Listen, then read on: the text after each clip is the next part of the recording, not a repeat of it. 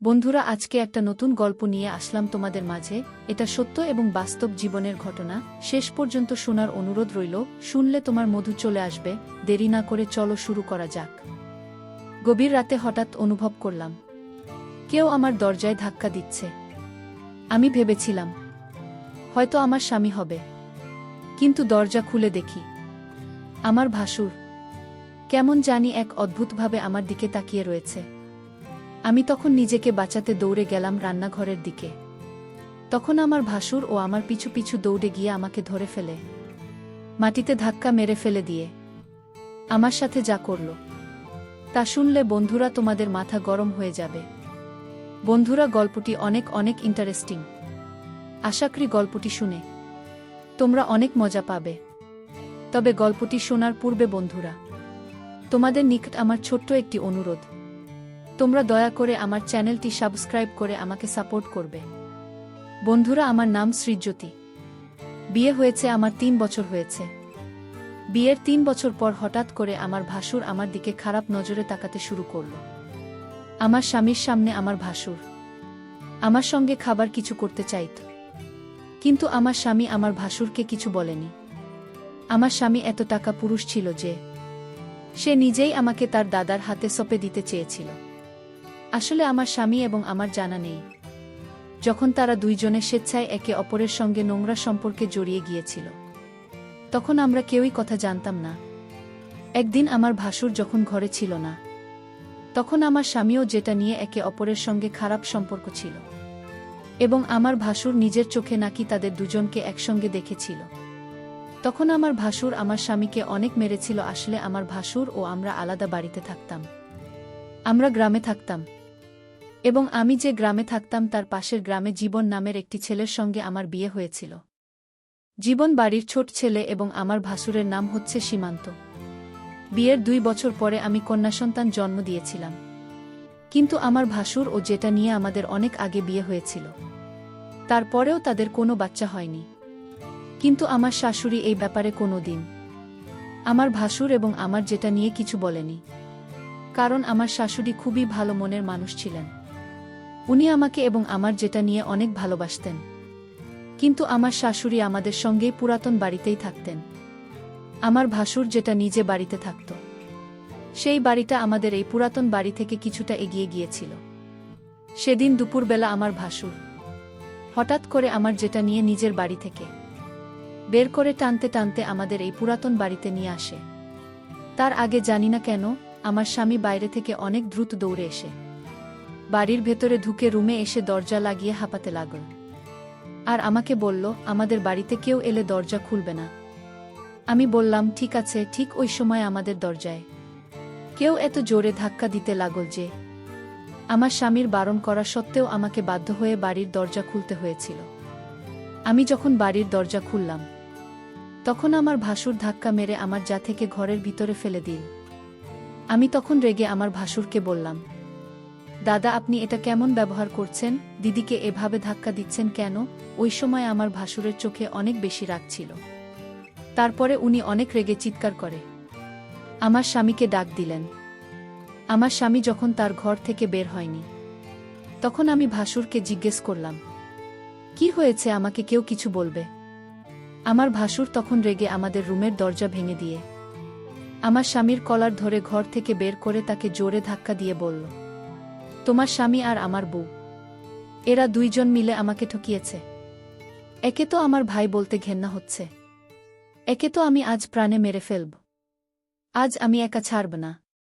সাহস কি করে হলো আমার বউয়ের সঙ্গে বাজে সম্পর্ক করার? সব কিছু শোনার পরে আমি তো মাথায় হাত দিয়ে বসে পড়েছিলাম, কারণ স্বপ্নেও ভাবতে পারিনি আমার স্বামী এরকম কিছু একটা নোংরা কাজ করবে, তাও আবার তার নিজের বৌদির সঙ্গে। তারপর আমার স্বামী নিজের ভুল বুঝতে পেরে আমার ভাসুরকে বলল, দাদা, আমি ভুল করেছি, আমাকে ক্ষমা করে দাও। আমার ভাসুর তখন বলল, তুই এটা ভুল নয়, অনেক বড় অপরাধ করেছিস, আর এটার শাস্তি তো পেতেই হবে। তাই আমি এক্ষুনি পঞ্চায়েতে যাব, আর তোর ব্যাপারে সব কিছু সত্যি কথা বলে দেব। পঞ্চায়েতের নাম শুনে তো আমার স্বামী অনেক ভয় পেয়ে বলল, দাদা, তোমার পায়ে ধরছি, তুমি আমাকে যা শাস্তি দেবে আমি মাথা পেতে গ্রহণ করে নেব, কিন্তু তুমি দয়া করে পঞ্চায়েতে যেও না। ওই সময় আমার জানি আমার ভাসুরের পা ধরে বল, আমি ভুল করেছি, আমাকে ক্ষমা করে দাও, এই কথাটাকে আর বাড়াবাড়ি করো না, তাহলে আমাদের বাড়ির মান সম্মান কিছুই থাকবে না। আমার ভাসুর তখন যেখানে চুলের মুঠি ধরে বলল, মান সম্মান আর কিছু বাকি রয়েছে কি? সবকিছু তো শেষ করে দিলি। তুই যা করছিস, তোকে আমি আর কোনোদিন স্ত্রী রূপে গ্রহণ করব না। তুমি যার সঙ্গে মুখ কালো করেছিস ওর সঙ্গে থাক। ওই সময় আমার শাশুড়ির ঘরে ঢুকে আমার ভাসুর এবং আমার স্বামীকে জিজ্ঞেস করল, কি হয়েছে, তোরা এভাবে চিৎকার চেঁচামেচি ঝামেলা করছিস কেন? ওদিকে আমার শাশুড়ি আমার মাথায় হাত দিয়ে কাঁদতে দেখে আমার কাছে এসে জিজ্ঞেস করল, বোমা তুমি এভাবে মাথায় হাত দিয়ে কাঁদছে কেন? কেউ তোমাকে কিছু বলেছে? এই বাড়িতে কি চলছে? আমার ভাসুর তখন রেগেমেগে তার মাকে বলল, তোমার ছোট ছেলে আর তোমার বড় বৌমা দুইজন মিলে আমাদের ঠকিয়েছে। আমি নিজের চোখে দুজনকে একসঙ্গে সবকিছু করতে দেখেছি। আমার শাশুড়ি তখন যে টানের কাছে সে বলল, ছি ছি ছি, তুমি এরকম করবে আমি তো কোনোদিন ভাবতেও পারিনি। আজ তোমার জন্য আমার বাড়িতে এত বড় অশান্তি ও ঝামেলা সৃষ্টি হয়েছে। তারপর আমার স্বামী ভাসুরের পা ধরে বলল, দাদা তুমি যা বলবে আমি তাই করব, কিন্তু দয়া করে পঞ্চায়েত যেও না। আমার ভাসুর তখন বলল, তুই যেমন আমার মান সম্মান নষ্ট করছিস, কি কোনোরকম আমিও তোর মান সম্মান নষ্ট করে দেব। যতক্ষণ না আমি নিজের বদলা নেব ততক্ষণ আমি তোকে ছাড়ব না। আর আমার বদলা তখনই পুরো হবে যখন আমি তোর বউয়ের সঙ্গে বাজে সম্পর্ক করতে পারব। তবেই তুমি বুঝতে পারবে কতটা কষ্ট হয়। ভাসুরের মুখ থেকে এই রকম নোংরা কথা শুনে আমি রেগে গিয়ে বললাম, আপনার কি মাথা খারাপ হয়ে গেছে নাকি? এটা কোনো সমস্যার সমাধান নয়, আপনি আরও বেশি সমস্যা তৈরি করছেন। আর আপনি আমার ভাসুর হয়ে এত অশ্লীল কথা কিভাবে বলতে পারলেন? আমার স্বামী তখন আমার কাছে এসে বলল, দাদা যেটা বলছে তোমাকে সেটা করতে হবে, নইলে দাদা যদি পঞ্চায়েতের কাছে চলে যায় তাহলে আমাদের কি দুর্গতি হবে সেটা তুমি খুব ভালোভাবে জান। ওই সময় আমার শাশুড়ি বললেন, চিতর আমার ছেলে, তোদের মতো ছেলে হওয়ার থেকে আমি বন্ধ হওয়াই ভালো ছিল। ভালোই হয়েছে যে তোদের বাবা এই পৃথিবীতে নেই, না হলে তোদের এই কুকর্ম দেখে জান ক্লাস হয়ে যেত। আমি তখন বললাম, যা কিছু হোক না কেন আমি নিজের মান সম্মান নষ্ট করব না, তাতে আমার ভাসুর যা কিছু করুক না কেন, প্রয়োজনে আমি আমার নিজের জীবন ত্যাগ করে ফেলব। কি তাদের ফাঁদে পড়ে আমি মরে গেলেও কোনো অশ্লীল কর্ম করব না। আমার ভাসুর তখন আমার স্বামীর কাছে এসে বলল, তুই নিজের বুকে ভালোভাবে বুঝিয়ে দে, আর তা না হলে আমি কিন্তু এক্ষুনি পঞ্চায়েতের কাছে যাব। আমার স্বামী তখন বলল, তোমাকে আমার দাদার কথা মানতেই হবে। আমি তখন রেগে আমার স্বামীর গালে একটা থাপ্পড় মেরে বললাম, পাপ করেছ তুমি, আর শাস্তি পাব আমি। একটা কোন ধরনের বিধান, আমি মরে গেলেও এ কাজ করব না। তোমার চরিত্রে দাগ আছে, কিন্তু আমি কোনোদিন আমার চরিত্রে দাগ লাগতে দেব না। আর এই জন্য আমাকে যা করতে হয় আমি তাই করব। আর তোমার মতো পুরুষের সঙ্গে আমার সংসার করা আর না করার সমান। তুমি কেমন স্বামী, নিজের স্ত্রীর মান সম্মান অন্য কারো হাতে তুলে দিতে চাইছ? সে ভগবান যেন তোমার মতো স্বামী আর অন্য কোনো মেয়ের কপালে না দেয়। আমি তখন আমার যেটা নিজের কাছে রেগে গিয়ে বললাম, শুধুমাত্র তোমার জন্য আজ আমাদের বাড়িতে এত অশান্তির সৃষ্টি হয়েছে, আর তোমাদের ভুলের জন্য আজ আমার মান সম্মান নিয়ে লোকে খেলতে চাইছে। তোমার এমন কি বাধ্যতা ছিল যার জন্য তুমি এত বড় একটা নোংরা কাজ করলে? আর পুরো দুনিয়াতে তুমি আমার স্বামীকে পেয়েছিলে নিজের চাহিদা পূরণ করার জন্য। জি, তোমাকে আমি যতটা ভালো ভেবেছিলাম তুমি তার চাইতে অনেক বেশি খারাপ। আমার যেটা নিয়ে একটা কোণায় দাঁড়িয়ে চোখের পানি ফেলেছিল। তারপর আমি যখন কোনো মতে আমার ভাসুর এবং আমার স্বামীর কথা মানতে কোনোভাবেই রাজি হয়নি, এবং আমার শাশুড়িও যখন আমার সপক্ষে ছিলেন এবং উনি যখন এই কাজটা করতে বাধা দিলেন নিজের ছেলেদের, তখন আমার স্বামী ও ভাসুর জো স্বামী স্ত্রী করে।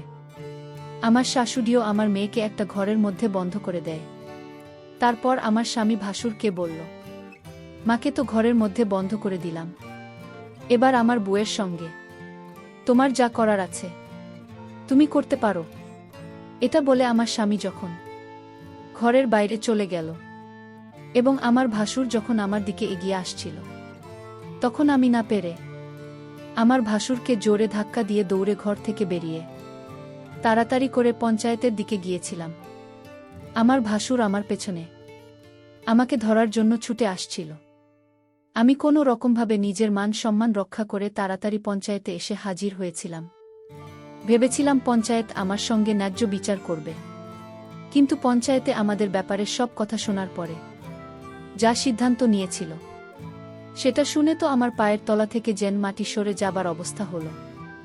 সব কিছু শোনার পরে পঞ্চায়েত আমার ভাসুরকে জিজ্ঞেস করো যে সে কি চায়। আমার ভাসুর তখন জোর গলায় করে বলল, আমার ভাই যেমন আমার বউয়ের সঙ্গে বাজে কাজ করেছে, আমি ঠিক তার বউয়ের সঙ্গে এরকম কাজ করতে চাই, তবে আমার সঙ্গে ন্যায্য বিচার হবে।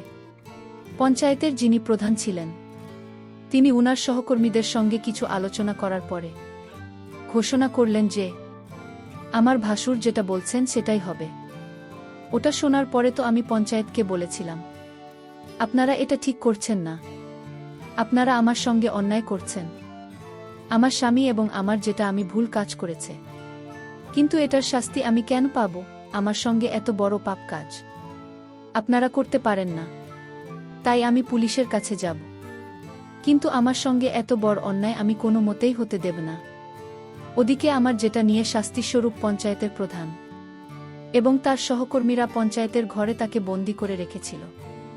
আমি যখন পঞ্চায়েতের আদেশ মানতে রাজি হয়নি, তখন পঞ্চায়েতের প্রধান বলে দিয়েছিল যে গ্রামের কোনো মানুষ যাতে আমাদেরকে সাহায্য না করে, গ্রামের কোনো দোকানদার যাতে আমাদের কাছে কোনো জিনিস বিক্রি না করে, এমনকি গ্রামের যে টিউবওয়েল থেকে আমরা জল তুলে আনতাম সেটাও আমাদেরকে বারণ করে দিয়েছিল।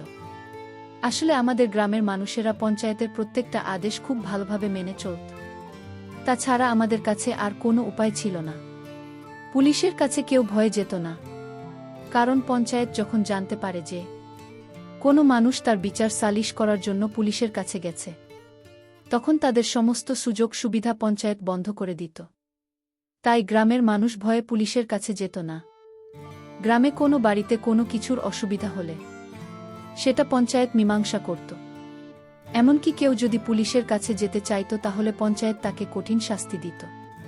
পঞ্চায়েতে যা কিছু মীমাংসা হয়েছিল সব কিছু শোনার পরেও আমার স্বামী কাপুরুষের মতো চুপচাপ দাঁড়িয়েছিল। আমার তো এটা ভেবে আশ্চর্য লাগছিল, একটা মানুষের সঙ্গে এত বছর সংসার করার পরেও সে কিভাবে নিজের বুকে ধোঁকা দিতে পারে। শুধু তাই নয়, নিজের কুকর্ম করার পরে তার সমস্ত কুকর্মের ফল আমার ঘাড়ে চাপিয়ে দিতে পারে। সে যদি ভুল করার পরে নিজের ভুল স্বীকার করে শাস্তি ভোগ করে নিত, তাও আমি তাকে ক্ষমা করে দিতাম। কিন্তু আমার স্বামী এতটা স্বার্থপর ও নীল যে নিজেকে কঠোর শাস্তির হাত থেকে বাঁচানোর জন্য আমাকে বলে দিতে চেয়েছিল। এদিকে আমি মনের মধ্যে জেদ করে নিয়েছিলাম যে যাই হয়ে যাক না কেন আমি নিজের ভাসুরের কাছে নিজেকে সঁপে দিতে পারব না।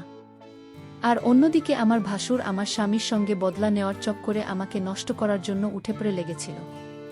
আর পঞ্চায়েতের নির্দেশ অনুযায়ী গ্রামের কেউ আমাদের সাহায্য করতে রাজি হয়নি।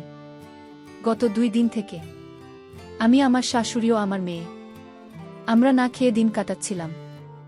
আমাদের বাড়ির সমস্ত খাবার শেষ হয়ে গেছিল। আমার শাশুড়ি যখন গ্রামের দোকানে গিয়েছিল চাল ডাল কেনার জন্য, তখন কেউ আমাদের খাবার দেয়নি, কারণ গ্রামের পঞ্চায়েত বলেছিল আমাদের যদি কেউ সাহায্য করে তাহলে আমাদের মতো তাদেরও অসহায় করে ছেড়ে দেবে। ওই ভয়ে কেউ আমাদের সাহায্য করেনি। আমার 4 বছরের ছোট্ট মেয়েটা না খেয়েই দিন কাটিয়েছিল। ওদিকে আমার স্বামী শাশুড়ির ভয়ে আমাদের বাড়ি ফেরেনি। তারপর সেদিন সন্ধ্যাবেলায় আমাদের বাড়ির দরজায় যখন কেউ ডাক দিচ্ছিল তখন দরজা খুলে দেখলাম আমার স্বামী বাইরে দাঁড়িয়ে আছে। তাকে দেখে তো আমার পুরো শরীর রাগে জ্বলছিল।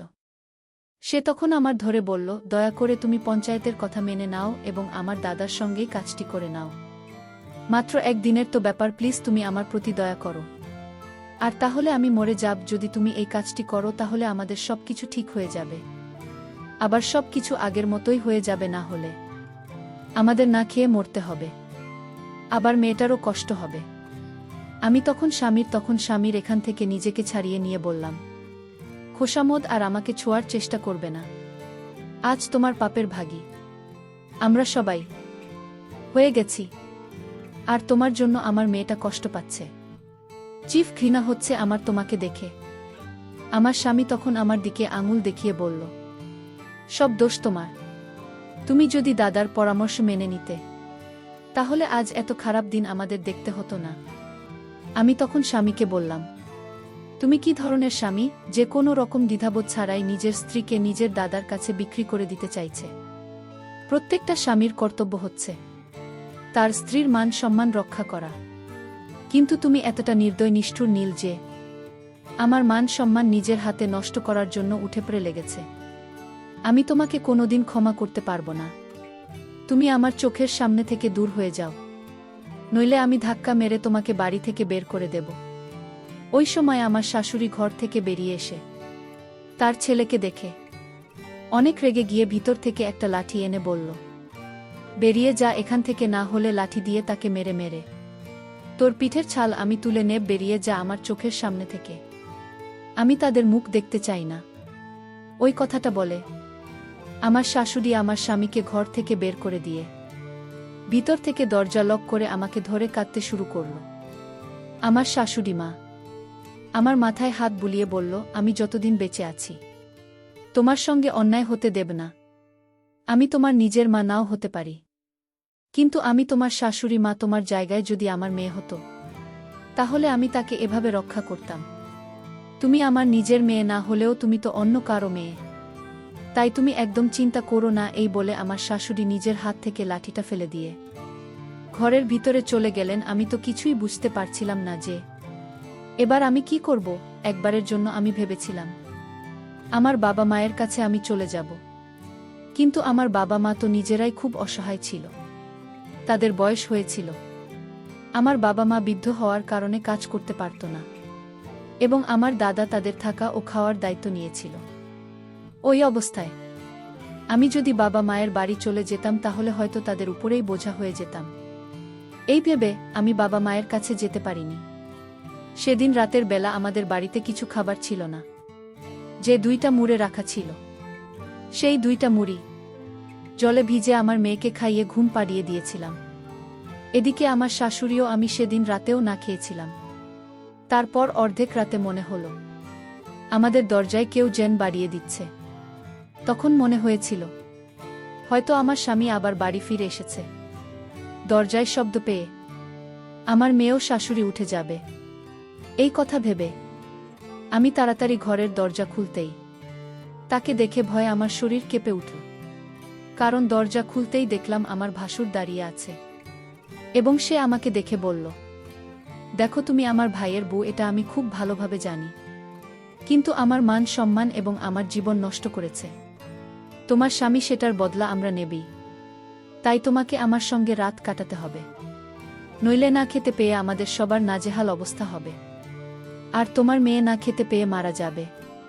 তাই তুমি যদি তোমার মেয়েকে একটু ভালোবাসো, তাহলে আমার সঙ্গে রাত কাটানোর জন্য রাজি হয়ে যাও, না হলে আমি তোমার সঙ্গে জোজো স্বামী দোস্তি করে সম্পর্ক করতে বাধ্য হয়ে যাব। তারপর আমি ভাসুরকে বললাম, আমার মেয়ের চিন্তা আপনাকে করতে হবে না। আমার মেয়ের জন্য এখনো আমি বেঁচে আছি, নইলে কবেই মরে যেতাম। ভাসুরের কথা শুনে আমি তাড়াতাড়ি রান্নাঘরের দিকে যাচ্ছিলাম, তখন উনিও ছুটতে ছুটতে আমার পেছনে এলেন। আমি বুঝে গিয়েছিলাম উনি যেভাবেই হোক আজকে আমার সাথে খারাপই করেই ছাড়বেন। আমি অনেক চিৎকার চেঁচামেচি করার পরেও কেউ আসছিল না, কারণ গ্রামের সবাই আমাদেরকে বয়কট করেছিল। কারণ আমি পঞ্চায়েতের বিচার মেনে নিয়েছিলাম না, বিধায় গ্রামের সবাই আমাদের প্রতি উল্টা ছিল। তারপর আমি ভাবলাম, যেহেতু আজকে আমি আমার ভাসুরের হাত থেকে কোনোভাবে রক্ষা পাব না, আর এদিকে আমার কারণে আমার মেয়ে, আমার শাশুড়ি সবাই নাকি আছে, সবকিছু চিন্তা করে দেখলাম আমি যদি আমার ভাসুরের সাথে এরকম কাজ করি, তাতে যদি আমার স্বামীর কোনো আপত্তি না থাকে, তাহলে আমি আর কি করব। নিজের ইজ্জত বাঁচানোর জন্য অনেক সংগ্রাম করেছি, অনেক চেষ্টা করেছি, আর পারব না। এখন যা করে ভগবানের করবে। এই সব কিছু চিন্তা করে আমি আমার ভাসুরের সাথে বাজে কাজ করতে রাজি হয়ে যায়। আমার ভাসুর এতটাই শক্তিশালী এবং পাওয়ারফুল ছিল যে মনে হচ্ছিল যেন আমার উপর একটি ঘূর্ণিঝড় বয়ে যাচ্ছিল। আমি আমার ভাসুরকে বললাম, দয়া করে আপনি একটু সহনশীল হন। আমার অনেক কষ্ট হচ্ছে। তারপরেও আমার ভাসুর সাথে সারারাত ইচ্ছামতো এক অদ্ভুত কাজ করেছিল। মনে হয় অনেকটা রাগে আমার সাথে এরকম করেছিল। তারপর আমার ভাসুর শান্ত হয়ে সব কিছু মেনে নিয়েছিল। তারপর আমাদের পরিবারে আবার আগের মতো শান্তি হয়ে উঠেছিল। পরিশেষে আমি তোমাদেরকে বলব, বন্ধুরাও কেউ মরে পাবে, আবার কেউ মরে ধাপে। আমার অতীত একই অবস্থা হয়েছিল আমার স্বামীর পাপের কারণে। এর শাস্তি আমাকে ভোগ করতে হয়েছিল। বন্ধুরা, আমি তোমাদের কি বলবো, হয়তো তোমাদের জীবনেও আমার মতো এরকম ধরনের ঘটনা ঘটতে পারে। তাই আমি তোমাদেরকে বলবো, তোমরা অবশ্যই এই পরিস্থিতিতে সাবধানতা অবলম্বন করার চেষ্টা করবে। বন্ধুরা, আজকে এই পর্যন্তই। আবারও আসব তোমাদের মধ্যে নতুন কোনো ভিডিও নিয়ে। ভিডিওটি যদি তোমাদের ভালো লাগে তাহলে একটি লাইক দাও। প্রতিদিন আমি তোমাদেরকে একটা করে নতুন গল্প উপহার দিব। তাই তোমাদেরকে অনুরোধ করে বলছি, তোমরা যদি এরকম ধরনের ইন্টারেস্টিং গল্প পেতে চাও তাহলে দয়া করে আমার চ্যানেলটি সাবস্ক্রাইব করো। পরিশেষে তোমাদের সকলের সুস্বাস্থ্য কামনা করি। ভিডিওটি দেখার জন্য তোমাদের সকলকে অসংখ্য ধন্যবাদ।